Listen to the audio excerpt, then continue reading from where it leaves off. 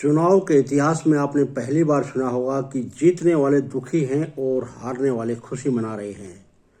नमस्कार, मैं हूं विजय शर्मा।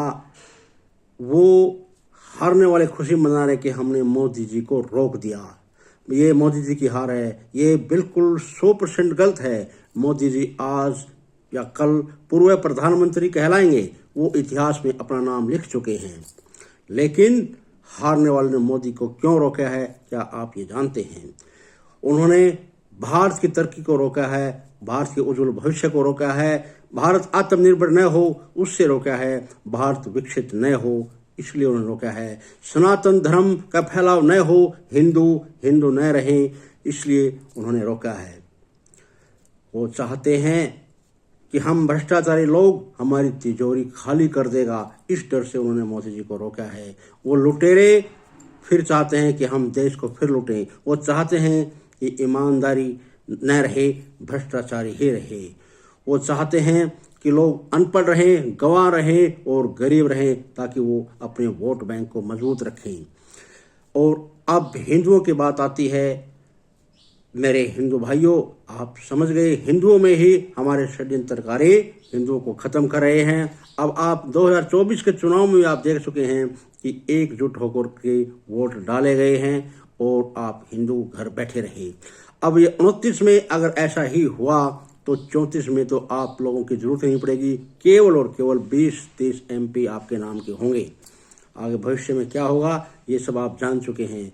अगर मोदी जी फुल बहुमत के साथ में आते तो देश हित में, सनातन धर्म के हित में और इतने कड़े फैसले, अच्छे फैसले लिए जाते जिससे भारत विकसित होने से कोई नहीं रोक सकता था, आत्मनिर्भर भारत होने से कोई नहीं रोक सकता था। पूरी दुनिया भारत की तरफ देख रही थी, लेकिन आपने अपने पैरों पर कुल्हाड़ी मारकर अगली पीढ़ियों का सर्वनाश आपने कर दिया है। मोदी जी के बाद आप याद करेंगे और अगली पीढ़ी आपको हमेशा गाली देंगी। मोदी जी 1000 वर्ष तक प्रधानमंत्री रहने वाले नहीं थे। ज़्यादा से ज़्यादा वो 2029 तक ही प्रधानमंत्री रहेंगे।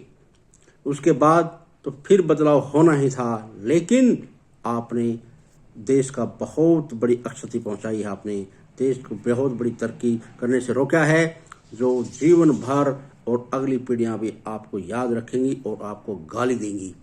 आप समझ गए। वीडियो लंबा हो जाएगा, मैं बहुत कुछ कहना चाहता हूं। फैजाबाद की लोकसभा क्षेत्र में अयोध्या आने वाली सीट को भी आपने हरा दिया। 500 साल के बाद राम मंदिर का निर्माण हुआ, तब भी आपको कोई लिहाज शर्म नहीं आई।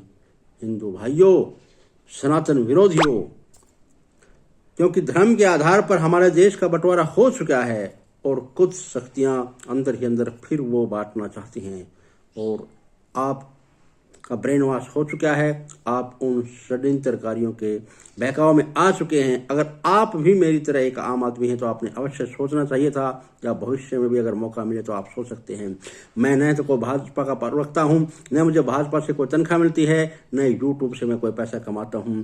मैं केवल देश प्रेमी हूं, मैं राष्ट्र प्रेमी हूं, मैं धर्म प्रेमी हूं, मैं इंसानियत का प्रेमी हूं, मैं देश की तरक्की का प्रेमी हूं। इसी के साथ जय हिंद, जय भारत, धन्यवाद।